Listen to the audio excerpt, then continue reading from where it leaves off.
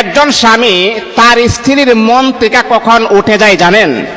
মানে স্ত্রী তাকে ভালোবাসতো, তাকে মোহাব্বত করত, স্ত্রী তাকে মন উজাড় করে তাকে ভালোবাসতো, দেখবেন হঠাৎ করে স্ত্রীর ভালোবাসা থেকে ওই স্বামী বঞ্চিত হয়ে যাচ্ছে। কারণটা কি?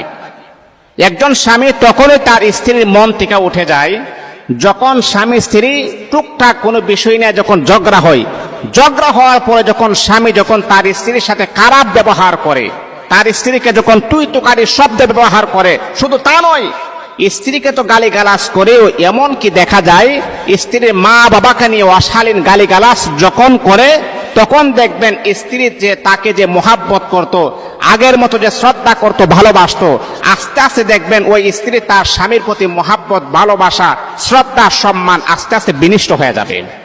ওই স্ত্রী তার স্বামীকে আর আগের মতো ভালোবাসে না। স্ত্রী চিন্তা করে যে আমি আমার স্বামীকে এত ভালোবাসি, এত মোহাব্বত করি, নিজে না খেয়ে একটা জিনিস স্বামীর জন্য রেখে দেই,